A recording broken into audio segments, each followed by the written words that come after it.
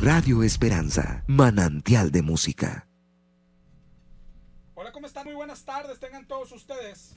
Bienvenidos nuestros hermanos y amigos. Estamos dando inicio al programa Volviendo a la Palabra. Te doy muchas gracias por acompañarnos. Mi nombre es José Ángel Lara Castillo y te digo que te doy porque hoy no me acompaña en cabina mi esposa Esmeralda Martínez, así es que le tenemos que poner falta y hoy no vamos a poder recibir tu llamada, tristemente. Así que ni para qué te doy los números de teléfono, ¿no? Si quieres enviarnos algún comentario, te voy a dar nuestro correo electrónico, que es volviendoa.dios@hotmail.com, volviendoa.dios@hotmail.com. Nuestra página de internet es www.volviendoalapalabra.com. También tenemos Facebook, que es Volviendo a la Palabra. Y mi celular, para que si quieres mandarme mensajes de texto o WhatsApp, es el 818-252-8607. 818-252-8607. Y vamos a comenzar directo con el tema del día de hoy. La semana pasada, si has estado con nosotros, terminamos la segunda carta de Pedro. Pedro habló en esta segunda carta principalmente de los falsos pastores. De eso se trata la segunda epístola de Pedro. Pedro nos advierte. La Biblia nos advierte. Ya depende de cada quien qué hace con esas advertencias. Así como en la primera carta, Pedro escribió para consolar a creyentes que estaban en medio de la tribulación. En esta segunda carta es una advertencia para los creyentes contra los falsos pastores. Nadie podrá pararse ante Dios un día y decir, nadie me lo dijo. Porque la Biblia está llena de advertencias contra los falsos pastores. Pedro no nada más nos advirtió. Pedro nos dio señas de cómo distinguirlos. Pedro nos dijo que iban a enseñar herejías. Y Pedro nos dijo que lo iban a hacer encubiertamente, es decir, lo iban a hacer engañando. Pedro nos dijo que lo iban a hacer desde adentro, es decir, se dirán cristianos, se dirán pastores cristianos. Pero bueno, te repito, eso ya depende de ti, lo que haces con la palabra de Dios. Hoy nos toca cambiar de libro. De hecho, si quieres recomendar un libro que estudiemos, que platiquemos aquí juntos, envíanos un mensajito del texto. El que vamos a comenzar próximamente, si Dios lo permite, yo creo que es el libro de Malaquías, que ya nos ha pedido varia gente. Pero antes de eso, antes de cambiar de libro, hoy quiero predicarte un poco de la vida de Pedro. Pedro, el apóstol Pedro, es uno de los mayores ejemplos en la Biblia de lo que se trata la vida cristiana, de cómo es la vida cristiana, de cómo comienza, cómo se desarrolla, cómo debe continuar la vida cristiana. Pedro es ejemplo de cómo el Señor nos quiere transformar a ti y a mí, de cómo nos transforma el Señor. Así que vamos a comenzar hoy con la historia de este personaje bíblico, de este apóstol. Ojalá y tengas ya la Biblia cerca y vamos a entrar de lleno. La primera vez que aparece en la Biblia es en Mateo 4:18. Mateo 4:18 dice que andando Jesús junto al mar de Galilea, vio a dos hermanos, a Simón, llamado Pedro, y a Andrés, su hermano, que echaban la red en el mar porque eran pescadores. Esa es la primera vez que aparece Pedro en la Biblia. Pero antes de comenzar con la historia de Pedro, quiero de pasadita revisar el ministerio de apóstol en la Biblia. ¿Sabes? Porque siguiendo un poco con el tema de los falsos pastores, de las falsas enseñanzas, hoy algunas iglesias que se dicen cristianas se nos han llenado de apóstoles. La iglesia parece que sufre de apostolitis aguda. Y ya aparece el apóstol Maldonado y está el apóstol Luna y hasta localmente tenemos nuestros apóstoles, el apóstol Ferrara, el apóstol Pompa, el apóstol Richard, y la pregunta es, ¿de dónde ha salido tanto apóstol? Vamos a ver si la Biblia les da soporte.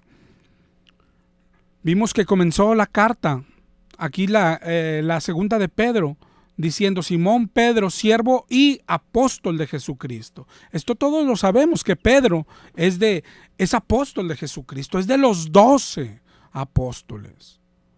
De los 12, claro que la Biblia dice que hay apóstoles. Por ejemplo, en Efesios 4:11 dice que él mismo constituyó a unos apóstoles, a otros profetas, a otros evangelistas y a otros pastores. Pero ¿qué dice la Biblia de este ministerio? ¿Acaso dice que cesaría? Eso es lo que quiero revisar contigo, nada más de pasadita, para que tengas los fundamentos cuando se te aparezca por ahí un apóstol de pronto de la nada. La palabra griega es la palabra apóstolos. Si tienes la Strong, es la 652, que significa embajador, enviado o mensajero. Enviado o mensajero. Esa es la definición. Y si nos basáramos en la pura definición, en ese sentido, pues todos somos apóstoles, todos los cristianos, porque hemos sido enviados a trabajar. Ningún cristiano ha sido convertido para descansar. Yo he sido enviado a los hospitales, dicen algunos. Yo he sido enviado a las cárceles. Ok, yo fui enviado aquí a la radio a predicar. En ese sentido, en la palabra enviado, es la palabra apóstol. En ese sentido, no nada más hay 12, hay miles de apóstoles, hasta hoy, eso sí, pero nada más hablando de enviados. Pero como la utilizó Jesús en la Biblia, Jesús no la usa como su significado de enviados. Jesús la usó como un título. Como un título. Mira, la base es Lucas 6:13. Lucas 6:13 dice que cuando era de día llamó a sus discípulos, es decir, a muchos, y dice, y escogió a 12 de ellos, nada más a 12, a los cuales también llamó apóstoles. Es decir, no es que los envió. Jesús enviaba a todos los discípulos, pero de todos los discípulos, de todos los enviados, escogió solamente a 12 y a esos 12 les llamó apóstoles, es decir, les puso un título. 12 nada más. Y en la Biblia, en el transcurso de la historia, se les menciona así, a 12 nada más, como diferentes, como especiales. Por ejemplo, en Lucas 9:1 dice, habiendo reunido a sus 12 discípulos, nada más. Y luego dice en el 9:2, y los envió a predicar el reino de Dios y a sanar. Estos eran los 12 apóstoles. Dice ahí más adelantito en el 9:10, vueltos los apóstoles, es decir, los 12, nada más. Pero otra vez, estos son apóstoles no desde el punto de vista de que fueron enviados, sino desde el punto de vista de que Jesús les dio ese título. Estos son mis 12 apóstoles. De hecho, por ejemplo, si avanzas ahí en Lucas 10, se ve que envió a otros 70. Dice Lucas 10:1. Después de estas cosas designó el Señor a otros 70 y luego dice a quienes envió de 2 en 2 delante de él a toda ciudad, etc. Entonces tú dices, oye, ya van 70 más 12, ya son 82. Oye, son apóstoles. En el sentido de la definición de la palabra, son enviados. Pero Jesucristo no los llamó apóstoles. Es decir, no tienen ese título. No se les llamó apóstoles a estos 70. Mira, más adelante en Lucas 24, dice que volviendo del sepulcro dieron nuevas de todas estas cosas a los 11. Si te fijas ahora dice a los 11, ya no cuentan a Judas. También habían sido enviados los 70 aquí, pero no eran apóstoles. No eran apóstoles. En Lucas 24:10 dice María Magdalena, Juana, María madre de Jacobo y los demás con ellas, quienes dijeron estas cosas. Ahorita vimos a quién, a los 11. Y aquí dice a los apóstoles. Ahora ya nada más eran 11. No sé si es así de sencillo. A veces le damos mucha vuelta y por lo regular los que quieren engañar les dan más vuelta que nada. Pero la Biblia es así de clara. Jesús habla de 12 apóstoles nada más. La Biblia habla de 12 apóstoles nada más. Aquí al final de los evangelios dice, bueno, ya nada más habla de 11. ¿Por qué? Porque ya Judas ya salió de ahí de los 12. Y después dice Hechos 1:26. Cuando escogieron a Matías, fue contado con los 11 apóstoles. Es decir, Matías completó otra vez los 12. Hay solamente 12. A veces nos equivocamos. Algunos, queriendo contradecir a estos apóstoles modernos, dicen, no, es que el requisito es haber estado con Jesús, pero no es así. No es así. Ellos lo hacen buscando alguna arma de decir, estos son falsos, pero no necesitas inventar. Ellos, los actuales, son falsos porque son falsos. Ellos se quieren basar en Hechos 11:21, donde escogen a Matías. Y dice, es necesario en Hechos 1:21, es necesario que de estos hombres que han estado juntos con nosotros todo el tiempo, que el Señor Jesús entraba y salía entre nosotros, comenzando desde el bautismo de Juan hasta el día en que de nosotros fue recibido arriba, uno se ha hecho testigo con nosotros. Pero si te fijas, dicen, ¿ves? Es requisito que hayan estado con Jesús desde el principio. Sí, pero aquí mismo dice que eran varios, es decir, de estos hombres que cumplen el requisito, escojamos a uno, pero son varios que cumplen ese mismo requisito. Ese no es el requisito para ser apóstol de Jesucristo. El único requisito para ser apóstol de Jesucristo es que Jesucristo te haya puesto el título personalmente. Eso es todo, y así de simple. Otra vez la base es Lucas 6:13.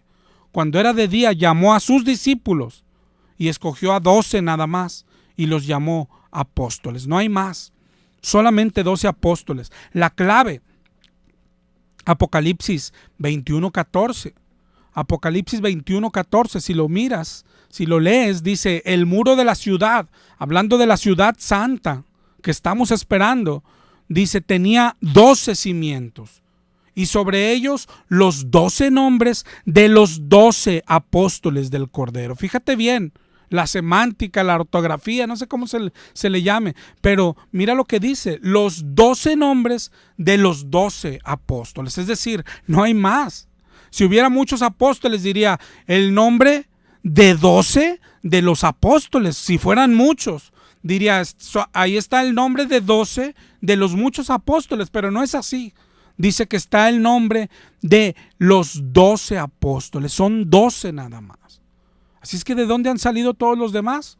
¿Quién sabe? Pero cuando te topes con uno de estos apóstoles, pregúntale o pregúntate tú mismo, oye, ¿a quién borraría el Señor?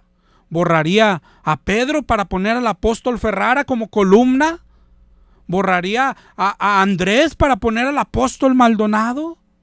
¿Borrarían a Pablo para poner al apóstol Casluna? ¡Qué barbaridad! Y los cristianos, todo nos lo tragamos. Ahorita mencioné, ¿borrarían a Pablo? Ya para terminar este tema, ¿quién es el apóstol 12? Si vimos, el único requisito es que Jesucristo lo hubiese nombrado personalmente, es decir, que Jesús le puso ese título. Y si ves la Biblia, Jesús no se lo puso a Matías, Jesús se lo dio a Pablo. Pablo 1:1, Pablo llamado a ser apóstol de Cristo.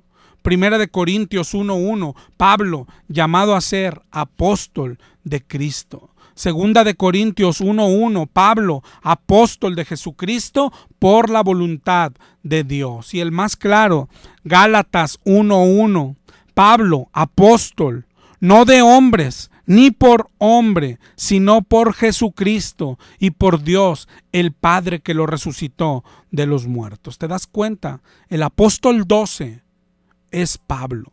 Yo no sé quién podría imaginar a Pablo fuera de esas 12 columnas de la santa ciudad. Pablo mismo dice en 1 Corintios 15:9, porque yo soy el más pequeño de los apóstoles. En otras versiones dice, soy el último de los apóstoles. No soy digno de ser llamado apóstol porque perseguí a la iglesia de Dios, pero fue llamado apóstol por Jesucristo. No enviado, sino de título. Pablo, apóstol del Señor. Y Pablo es de esos 12. Los nombres están en Lucas 6:13. No sé si lo leas. Lucas 6:13 al 15, ahí dice los nombres de los apóstoles y lo repite en Hechos 1:13. Dice en Hechos 1:13, subieron al aposento donde moraban Pedro, Jacobo, Juan, Andrés, Felipe, Tomás, Bartolomé, Mateo, Jacobo, Simón el celote y Judas hermano de Jacobo. Hasta ahí son 11 y el 12 es el apóstol Pablo. No hay más, no hay más. ¿De dónde ha salido tanto apóstol? ¿Quién sabe? Pero eso no es lo peor. Lo peor es que nadie les dice nada. Es increíble que hoy el cristiano parece bebé, pero en el sentido de que cualquier mugrero se lleva a la boca, ¿no? Pero bueno, ahora sí, después de esta repasadita, vamos a empezar con la vida de Pedro. Antes te repito, si quieres mandarnos un mensaje, hoy solamente estamos recibiendo mensajes de texto. Está a mi celular, que es el 818-252-8607.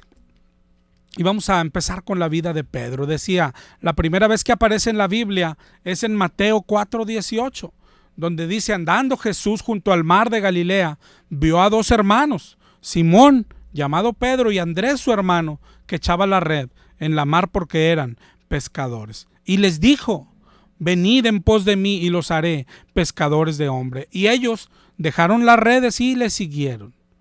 Ahora le siguieron ahí, pero todavía no como Jesucristo quería, no solamente de ellos, sino de todos. Mira, si vamos a Lucas 5:1, Lucas 5:1 dice, aconteció que estando Jesús junto al lago de Genezaret, el gentío se agolpaba sobre él para escuchar la palabra de Dios. Y vio dos barcas que estaban cerca de la orilla del lago, y los pescadores, habiendo descendido de ellas, lavaban sus redes. Y entrando en una de aquellas barcas, la cual era de Simón, le rogó que la apartase de tierra un poco, y sentándose, enseñaba desde la barca. Cuando terminó de hablar, dijo a Simón, ahora boga mar adentro, y echa vuestras redes para pescar. Simón le dijo, maestro. Simón ya lo reconocía como maestro. Le dijo, toda la noche hemos trabajado y no hemos pescado nada, pero en tu palabra echaré la red. Y habiéndolo hecho, encerraron gran cantidad de peces y la red se rompía.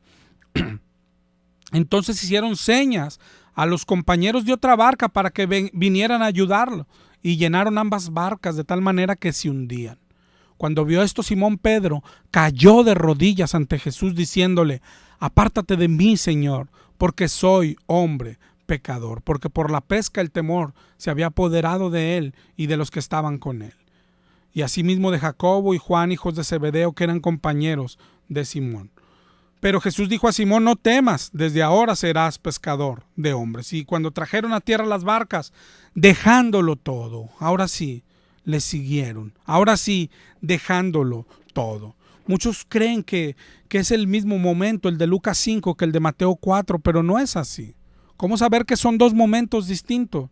Mira, ahorita leímos Mateo 4. Si lees Mateo 8, en el 8:14, narra, dice, vino Jesús a casa de Pedro y vio a la suegra de este postrada en cama con fiebre. Narra ese pasaje donde Jesús sana a la suegra de Pedro. El paralelo está en Lucas 4:38, que es antes de Lucas 5, que es donde leímos, donde Simón se encuentra otra vez con Jesús. Entonces, si miras la cronología, si miras cómo va en orden la Biblia, en Mateo 4, Jesús llama a Pedro por primera vez, y después en Mateo 8 sana a la suegra de Pedro, y Lucas nos complementa. Luego de sanar a la suegra, que es en Lucas 4, luego se encuentra con Pedro la segunda vez y lo vuelve a llamar, pero esta vez lo llama, como lo ha hecho con muchos de nosotros, con un milagro. Esta vez le llena las redes de peces, y esta vez Pedro no resiste más y dice, dejándolo todo, le sigue. Ahí se da la conversión de Pedro. La primera vez lo había seguido, pero como lo seguimos hoy muchos de nosotros, no totalmente. Y la segunda vez, después del milagro, entonces deja todo y sigue a nuestro Señor. Esa fue la conversión de Pedro. Se arrepintió de su pecado, reconoció al Mesías. Pedro ya sabía del Mesías. Pedro ya había escuchado la predicación de Juan el Bautista. Él sabía que venía un Mesías, porque Juan Bautista lo anunciaba. Si vamos al libro de Juan, en Juan 1:35, Juan 1:35, dice, el siguiente día estaba otra vez Juan y 2 de sus discípulos, y mirando a Jesús que andaba por allí, dijo, he aquí el Cordero de Dios. Le oyeron hablar los 2 discípulos y siguieron a Jesús. Y volviéndose Jesús y viendo que le seguían, les dijo, ¿qué buscáis? Y ellos le dijeron, Rabí, ¿dónde moras? Y él les dijo, venid y ved. Fueron y vieron dónde moraba y se quedaron con él, pero aquel día nada más. Andrés, hermano de Simón Pedro, era uno de estos 2 que habían oído a Juan y habían seguido a Jesús. Este halló primero a su hermano Simón y le dijo, hemos hallado al Mesías, y le trajo a Jesús. Y mirándole Jesús le dijo, tú eres Simón, hijo de Jonás, tú serás llamado Cefas, que quiere decir Pedro. Es decir, Jesús le está diciendo, tú serás cambiado, tú serás transformado. Pero si te fijas otra vez, este pasaje habla solo del primer encuentro que tuvo Pedro con Jesús, del primer llamado. Pero después ya vimos el momento de su conversión. La conversión como la de muchos de nosotros. Sin embargo, no es todo. Hoy, muchas personas que se dicen cristianas se han quedado estancadas en el sí muy bello momento en que nos encontramos con el Señor. En el momento en que le dicen sí al Señor. Ahí muchas personas se han quedado. Tienen su encuentro, su conversión, su llenura, todo lo que implica. Pero ellos creen que es todo. No sé si tú estés en este pensar, pero no es así. Pedro es la mayor muestra de esto. No basta con haber sido convertidos un día. De ahí sigue un proceso igual o más importante, que es el proceso de santificación. De hecho, es más importante cómo terminas tu carrera que cómo la empiezas. Si no te santificas, si no eres santo, dice la Biblia, que sin santidad nadie verá al Señor. Es decir, la conversión no es la meta, la conversión es el principio. Y de ahí el Señor nos empieza a moldear. Cuando Dios nos alcanzó, comienza este camino. Ese perseverar. Yo no sé cuántos estamos ahí hoy, pero a veces nos confundimos. Ni sabemos a dónde vamos, ni sabemos si estamos caminando. Pero Dios no ha terminado contigo todavía. Hay que tener claro este periodo de santificación. Dios nos quiere santos. Hay que saber que Dios nos escogió para algo. ¿Sabes para qué? Dice 1 Corintios 1:2. A la iglesia de Dios que está en Corinto, a los santificados en Cristo Jesús, dice, llamados a ser santos, llamados a ser santos. A eso fuimos llamados. 1 Pedro 1:16 dice, pues escrito está, sed santos porque yo soy santo, dice nuestro Señor. Y este es el caminar, este es el periodo de santificación. En Efesios 1:4 dice que nos escogió en Él antes de la fundación del mundo para que fuésemos santos y sin mancha delante de Él. Ese es nuestro llamado, ser santos, dice la Biblia en 1 Tesalonicenses 4:3. A veces muchos decimos, es que yo no sé cuál es la voluntad de Dios para mi vida. Es que yo le pregunto a Dios cuál es su voluntad para mi vida. Y es muy sencillo. 1 Tesalonicenses 4:3 dice, la voluntad de Dios es vuestra santificación. Esa es la voluntad de Dios. Lo demás está de sobra. La voluntad de Dios es que seamos santos, porque sin santidad nadie va a entrar al cielo. ¿Qué significa ser santo? La palabra viene del hebreo kedusha, que significa apartado, separado. ¿De qué? Del mundo y del pecado. también significa perfecto, sin mancha. Como nos dijo el Señor en Mateo 5:48, tienes que ser perfecto como vuestro Padre es perfecto. Ser santo porque yo soy santo, dijo el Señor. Ser santo significa ser como Él. Esa es nuestra meta, ser como nuestro Padre, ser como Él. Y Dios es santo, y yo creo que eso todos lo sabemos. Es infinitamente santo, absolutamente santo. Ni una manchita, ni un pecadito, ni un mal pensamiento. Dice Isaías, en Isaías 6, que tuvo una visión y dice: vi al Señor sentado sobre un trono alto y sublime, y sus faldas llenaban el templo, y por encima de él había serafines con 6 alas, 2 cubrían sus rostros, 2 sus pies, 2 volaban, pero el uno al otro daba voces diciendo: Santo, Santo, Santo es Jehová de los ejércitos, toda la tierra está llena de su gloria. Santo, Santo, Santo, igual como dice en Apocalipsis 4:8.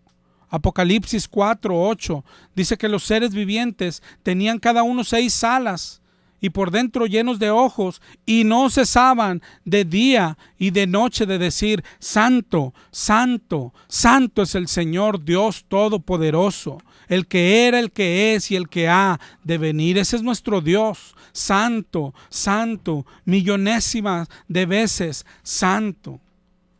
¿Y qué quiere Dios de nosotros? ¿Quiere hacernos ricos? ¿Quiere hacernos sanos? La Biblia dice que quiere hacernos santos, quiere hacernos santos. Eso es lo que dice la palabra de Dios, que sin santidad nadie verá al Señor. Esa es su voluntad. No tiene otro propósito con nuestra vida. Por eso cuando nos convierte, cuando nos encontramos con el Señor, es ese momento en que nos elige apenas. Todos los que hemos tenido un encuentro con nuestro Señor es porque Él nos eligió apenas. Pero nos eligió ¿para qué? Para ser santos. Y claro que tenemos que luchar por ser santos, por ser limpios. Tenemos que luchar, dice la Biblia, hasta la sangre contra el pecado. Pero yo no sé cuántos están en ese periodo y se han dado cuenta: oye, es muy difícil, es casi imposible. Es imposible hacerlo solo. Es que no es el periodo de santificación. No lo hacemos solos. Él nos ayuda. Dice Filipenses 1:6 que el que comenzó la buena obra en vosotros la perfeccionará hasta el día de Jesucristo. Él nos va a ayudar. Dice Primera de Tesalonicenses 5:23, el mismo Dios de paz os santifique por completo. El mismo Dios de paz os santifique por completo. Nadie puede ser santo solo luchando por su cuenta. Dios tiene que hacerlo en tu vida. Claro que se necesita que nos esforcemos. Necesitamos la santidad, necesitamos ser como Jesús, y sabemos que es un proceso, no es de la noche a la mañana. En eso es lo que nos va a ayudar Pedro. Mira todo lo que tuvo que pasar Pedro. Eso es lo que nos enseña Pedro, que todo lo que llega a nuestra vida está siendo enviado por Dios, pero con la intención de hacernos santos. El Señor nos está moldeando. Dice en Primera de Pedro 1:7, para que sometida a prueba vuestra fe, mucho más preciosa que el oro, el cual aunque perecedero se prueba con fuego, sea hallada en alabanza, gloria y honra cuando sea manifestado Jesucristo. Para eso nos envía Dios pruebas, para eso nos envía Dios las situaciones, nos está moldeando, nos está haciendo a su imagen y semejanza. Lo primero que debes de aprender es que tu encuentro con Jesucristo no es todo. Eso no es todo, ese es el inicio de algo. Ese es el inicio de algo. Mira todo lo que pasó Pedro después de su encuentro con Jesús, después de que lo llamó y lo comenzó a seguir. ¿Cómo empezó Jesucristo a trabajar con Pedro? Con el milagro de llenarle las redes. Tuvo éxito. Hay muchos que toman este pasaje y muchos otros más que tuercen, pero los de la prosperidad te dicen, ¿ves? Tuvo éxito. Pedro jamás había pescado tanto. Dice la Biblia, leímos ahorita, que llenó 2 barcas. ¿Y qué hizo? Lo dejó todo ahí por seguir a Jesucristo. Dejó todo. Cuando vemos la historia de Mateo, el cobrador de impuestos, dice la Biblia que dejó la mesa de los impuestos llena de dinero y siguió a Jesucristo. Pero así empezó. Ese fue el primer paso. El Señor hace que Pedro lo siga. Ya lo había llamado, pero hoy lo llama con un milagro. Y después, mira todo lo que pasó Pedro. Vamos a ir viendo parte por parte la historia hasta llegar al Pedro que escribe las epístolas que hemos terminado de estudiar. ¿Cómo llegó a esa fe? ¿Cómo llegó a ese conocimiento? Mira, Pedro caminó sobre las aguas, pero después, cuando apartó la vista de Jesús, se empezó a hundir. Pedro es el que confesó a Jesús como el Mesías, como el Hijo del Dios viviente. Pedro fue testigo de la transfiguración de Jesús. Pedro es aquel que cuando venían a arrestar a Jesucristo lo quiso defender y sacó su espada y le cortó la oreja a Malco. Pedro es aquel al que Jesús le dijo que lo iba a negar 3 veces y lo negó al Señor 3 veces. Pedro es aquel a que el Señor cuando resucita lo viene a buscar. Pedro es el que predica en el día de Pentecostés. Es una vida bastante rica la historia de Pedro. Pero te digo, es el ejemplo de que claro que Dios nos llama como somos, pero Dios no nos deja así. Dios no nos deja como somos. Dios nos transforma. Dios nos transforma en personas nuevas, en nuevas criaturas, dice la Biblia. Nos cambia hasta el nombre. A él le dijo, tú eres Simón, pero serás llamado Pedro. A Abraham le dijo, tú eres Abraham y ahora serás Abraham. A Jacob le dijo, tú eres Jacob, pero ahora serás Israel. Dios transforma. Dios transforma. Todo lo que Dios manda a nuestras vidas, todo lo que le fue enviado a Pedro, era para irlo transformando, para irlo moldeando. Todo es enviado por Dios, hasta la zarandeada del diablo que vamos a ver en la historia de Pedro. Pero Pedro es como todos nosotros, o más bien todos nosotros somos como Pedro. ¿Cuántas veces te has sentido con tanta fe de caminar por las aguas, tan solo para el siguiente día o el siguiente minuto hundirte en esas mismas aguas? Así era Pedro. Pedro era líder. Cuando aparecen los nombres de los 12, siempre va a la cabeza Pedro. Pero Pedro tenía autosuficiencia. Pedro era impulsivo para actuar y para hablar. Pedro era orgulloso. En Mateo 18:3 se ve cómo hablaba siempre Pedro. Cómo no se quedaba callado. En Mateo 18:3, cuando Jesús se transfiguró, cuando aparecieron Moisés y Elías, Pedro, como siempre, abre la boca y dice, ¿quieres que hagamos enramadas para Moisés y Elías? Ni chance tuvo de hacer nada, pero nunca se quedaba callado. Pedro es el clásico que habla antes de pensar. Pedro fue el que le dijo a Jesús, ¿y a dónde iremos si solo tú tienes palabras de vida eterna? Ese es Pedro. Pedro fue el que reaccionó casi de inmediato cuando Jesús les pregunta, ¿y ustedes quiénes dicen que soy yo? Pedro dice, tú eres el Cristo, el Hijo del Dios viviente. Pero enseguida de eso se equivoca. Y cuando Jesús anuncia que va a sufrir, Pedro dice que en ninguna manera eso te acontezca. Y Jesús le dice, quítate de delante de mí, Satanás. Satanás, le dice Jesús, segundos antes le dijo, bienaventurado eres, Simón, porque no te lo enseñó carne y sangre, sino mi Padre que está en los cielos. Y después de algo grande, vuelve a fallar Pedro. ¿Te das cuenta que este mundo está lleno de Pedros? ¿Te das cuenta que tú y yo somos uno de ellos? Un día le digo, yo te seguiré a donde vayas. Y enseguida me entra el temor. Un día le decimos al Señor, hágase tu voluntad. Pero cuando llega la prueba, flaqueo. Un día le dije, te entrego mi vida, pero en realidad nos da temor entregársela totalmente. Un día en el aposento estaban sentados y Pedro no le lavó los pies al maestro. Nuestro maestro, nuestro Señor Jesucristo, se levanta. Y le dice la Biblia que se levanta y le lava los pies a los 12. Y entre ellos estaba Pedro. ¿Te acuerdas cuando Pedro le dice, a mí no me los vas a lavar? Y Jesús le dice, si no te los lavo, no tienes parte conmigo. Ese es Pedro. Un día, dice la Biblia, que le dijo al Señor, el Señor le dijo a Pedro, a donde yo voy, tú no me puedes seguir, me seguirás después. Pero Pedro le dice, mi vida pondré por ti, dice en Juan 13:36.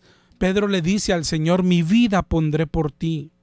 Y el Señor le dice, ¿tu vida pondrás por mí? Dice, de cierto te digo, Pedro, que no cantará el gallo sin que me hayas negado 3 veces. ¿Y sabes qué pasó? Lo negó. Y no solo lo negó, dice la Biblia, que profirió maldiciones. Dice, como diciendo, yo no conozco a ese tal por cual. Lo negó por miedo. Y dice la Biblia, en Lucas 22:61 en adelante, vuelto el Señor miró a Pedro. Y Pedro se acordó de la palabra del Señor que le dijo, antes que el gallo cante, me negarás 3 veces. Y saliendo afuera, lloró amargamente, dice la Biblia. Ese es Pedro. Esos somos nosotros. Más adelante en el libro de Hechos, se ve a un Pedro diferente. Con el Espíritu de Dios, nunca más volvió a tener miedo. Se ve a un Pedro el día de Pentecostés predicando y dice la Biblia que se convirtieron 3,000 almas. Después de Pentecostés dice que curó a un hombre en el templo, la hermosa, dice en Hechos 3. Y dice que ahí mismo en Hechos 3 comenzó a predicar otro sermón que causó que incluso lo llevaran preso. Dice la Biblia en Hechos 4:5 en adelante que cuando estaba detenido habló en el Sanedrín valientemente. Ese es Pedro. Uno que primero tuvo temor y después lo vemos en el libro de Hechos actuar valientemente. Claro que tenía fallas todavía, pero sirvió al Señor valientemente. La historia enseña que Pedro murió crucificado como el Señor, pero de cabeza, porque así lo pidió él, por no ser digno a morir igual que su maestro. ¿Qué provocó tanto cambio en Pedro? Hay un punto clave en la historia de Pedro, un cambio del Pedro temeroso a morir, llegando hasta negar al Señor, al Pedro valiente y dispuesto a morir por su Señor. La clave está en Juan 21. Juan 21, ya con Jesús muerto, dice que los discípulos volvieron a pescar y entraron en una barca, pero otra vez no pescaron nada. Y cuando ya iba amaneciendo, vino Jesús, pero no lo reconocieron. Y Jesús les gritó, echen la red a la derecha. Y la echaron y no la podían sacar por la gran cantidad de peces. Entonces Juan le dijo a Pedro, es el Señor. Y Pedro se aventó al mar y vino nadando hasta la orilla. Y dice Juan 21:15, cuando hubieron comido, Jesús le dijo a Simón, Simón, hijo de Jonás, ¿me amas más que estos? Y Pedro le dijo, sí, Señor, tú sabes que te amo. Y él le dijo, apacienta mis corderos. Volvió a decirle por segunda ocasión, Simón, ¿me amas? Y Pedro le respondió, mi Señor, tú sabes que te amo. Y el Señor le dijo, pastorea mis ovejas. Y por tercera vez le dijo, Simón, hijo de Jonás, ¿me amas? Y Pedro se entristeció de que le dijese por tercera vez, ¿me amas? Y le dijo, Señor, tú lo sabes todo.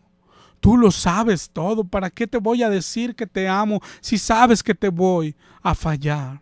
Pero el Señor le dijo, le preguntó 3 veces, las mismas que Pedro lo negó, las mismas que el Señor lo perdonó y lo restauró. Jesús te llamó una vez con un milagro, tal vez, como a Pedro le llenó la red de peces, y después, al pasar de los años, le vuelve a hacer el mismo milagro. Igual lo quiere hacer contigo. Él te hará el mismo llamado las veces que sean necesarias. Él nos ama. No importa si lo negaste, no importa si te has avergonzado de Él, no importa si has pecado bastante, no importa. Lo que Él quiere es amarte, lo que Él quiere es hacerte suyo, lo que Él quiere es ser tu dueño. Pedro viene a Él con la mirada baja, tal vez como tú cuando vienes a Él avergonzado, pero Él levanta tu rostro y te pregunta, ¿me amas? No solo una vez, sino 3 veces te pregunta, ¿me amas? Él ya sabe que tú y yo lo hemos traicionado, pero nos pregunta otra vez, ¿me amas? Es lo que Jesús nos dice a nosotros con esta historia de Pedro. Nosotros somos estos Pedros. Él sabe que le vamos a fallar. Jesús ya sabe que lo vamos a negar. Él sabe que vamos a pecar de nuevo, aunque tú le digas hoy, claro que te amo, claro que te amo. Volveremos a fallar. Miserable de mí, decía Pablo, ¿quién me librará de este cuerpo de muerte? La diferencia como cristianos es qué haremos cuando nos vuelva a pasar esto. Hay que arrepentirnos. Nacer de nuevo no es arrepentirse una vez, es arrepentirse todos los días.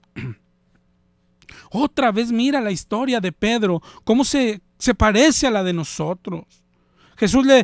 Pedro le dice, a mí no me laves los pies, y Jesús le dice, no tendrás parte conmigo. Y luego Pedro le dice, entonces lávame todo. Y Jesús le dice, es que todo no, solamente los pies. Otra vez me equivoqué, dice Pedro. Jesús le dice a Pedro, vengan, acompáñenme a orar. En Marcos 14:37. Y se duerme. Dice Marcos 14:37 que vino y los halló durmiendo y le dijo, Pedro, Simón, ¿duermes? ¿No has podido velar 1 hora? Cuando Jesús es arrestado, Pedro saca la espada y dice, yo voy a defender a mi Señor. Yo le dije que iría a la muerte con Él.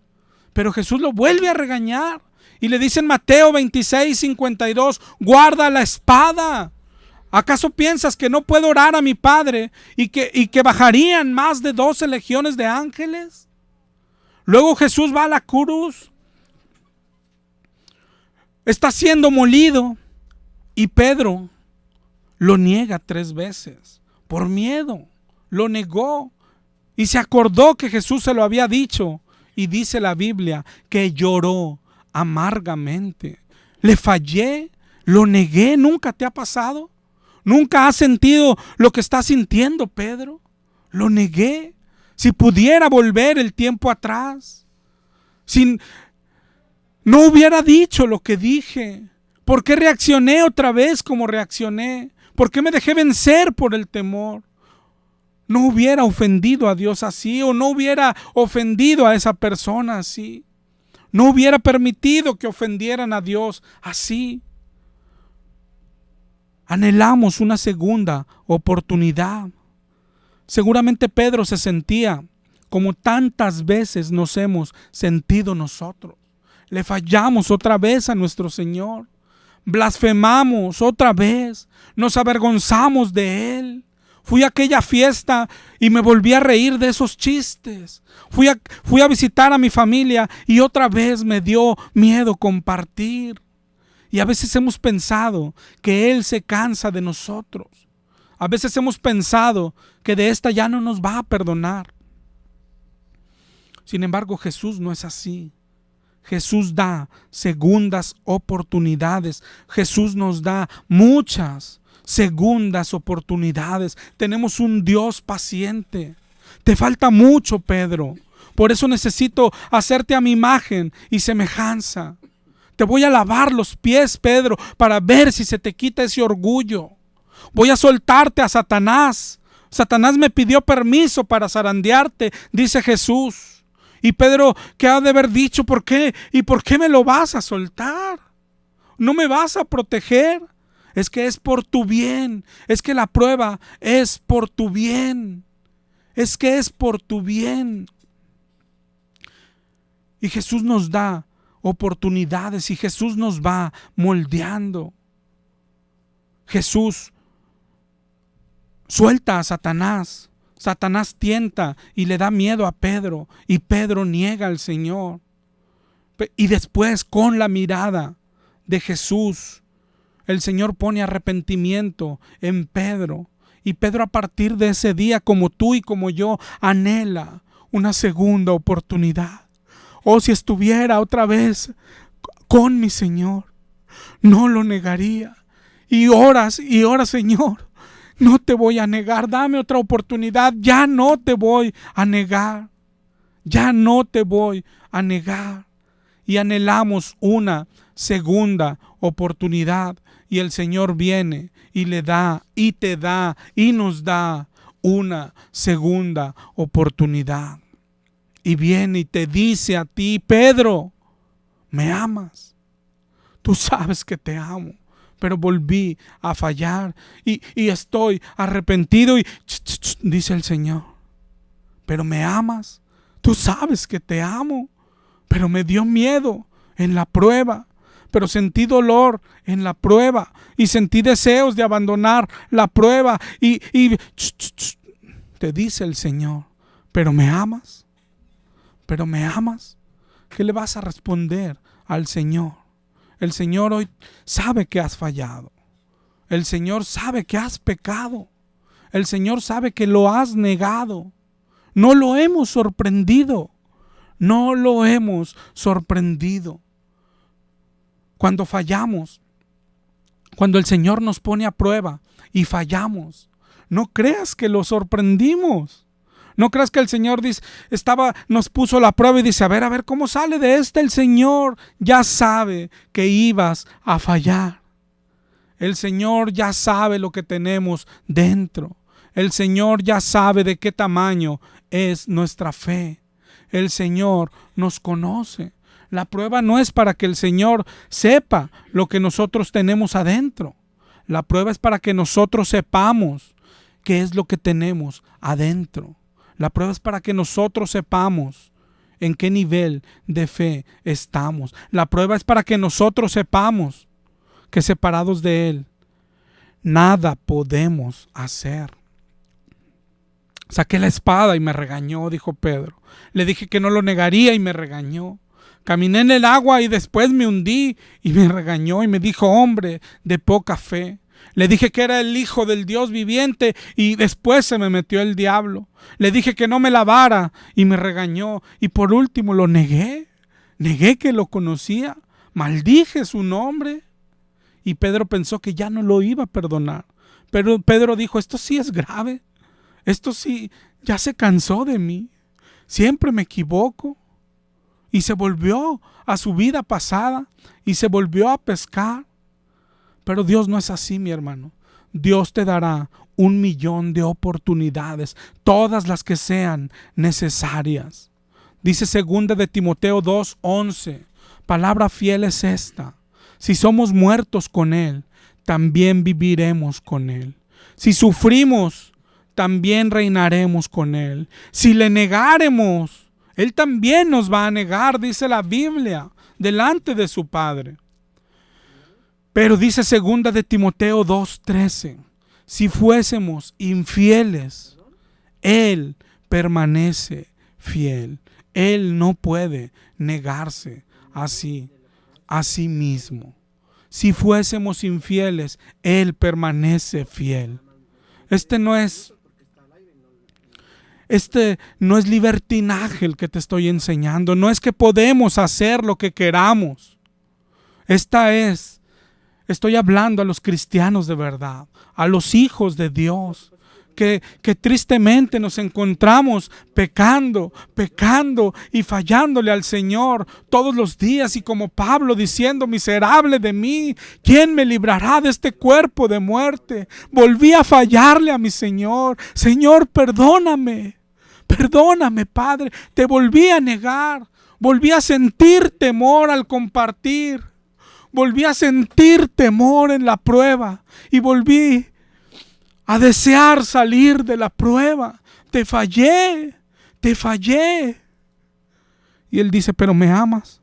Claro que te amo, pero te fallé, Señor. Pero no miras cómo hay temor y angustia donde parecía que había fe y fuerza, Señor. Sí, pero ¿me amas? Claro que te amo.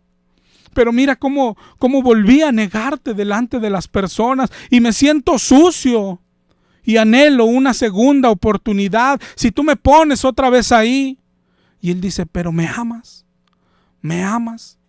Y muy probablemente un día te va a pasar lo que Pedro. Así como el Señor te trajo a él una vez, con el mismo milagro, te va a traer otra vez a sus pies. Dios te bendiga y grande es nuestro Señor.